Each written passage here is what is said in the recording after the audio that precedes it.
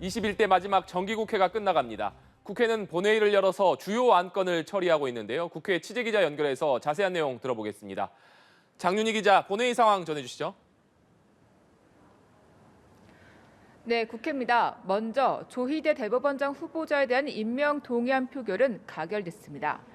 앞서 국회 인사청문특위는 조 후보자에 대한 임명 동의안 인사청문 경과 보고서를 여야 합의로 채택했고 이는 가결로 이어졌습니다. 이에 따라 지난 9월 김명수 전 대법원장 퇴임 이후 이균영 후보자가 청문회에서 낙마하는 등 2달 넘게 지속된 사법수장 공백이 해소될 전망입니다. 본회의에서는 또 윤 대통령이 거부권을 행사한 일명 노란봉투법과 방송 3법에 대한 재표결도 안건으로 올랐습니다. 대통령이 거부권을 행사한 법안이 다시 의결되기 위해서는 제적 의원 과반수 출석과 출석 의원 3분의 2 이상의 찬성이 필요한데요.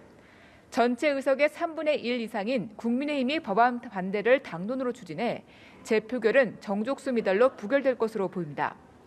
한편 이른바 대장동 50억 클럽 의혹과 김건희 여사 주가 조작 연루 의혹을 각각 밝히기 위한 쌍특검 법안은 오늘 본회의에 오르지 않았습니다.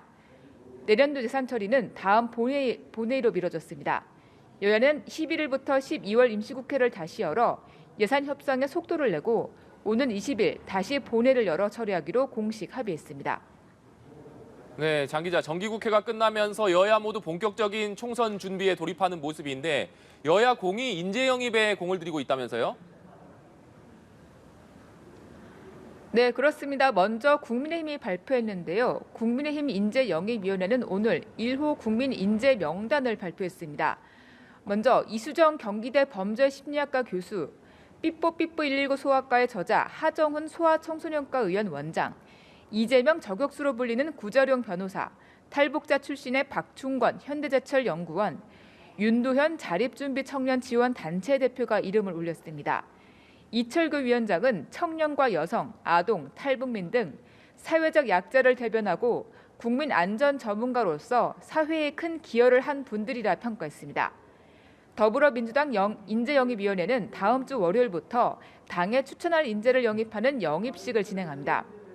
이런 가운데 당 지도부는 총선의 전략 공천 방향 등을 논의할 전략공천관리위 위원장에 4선의 안규백 의원을 임명했습니다. 안 의원은 그간 이원욱 의원과 함께 정세균계로 분류되어 왔는데요. 정세균계인 이원욱 의원이 탕평 인사가 아닌 정세균계에서 이재명계로 전환한 친명 인사 임명이라 반발하며 개파 논란은 지속되는 모습입니다. 지금까지 국회에서 연합뉴스TV 장윤희입니다.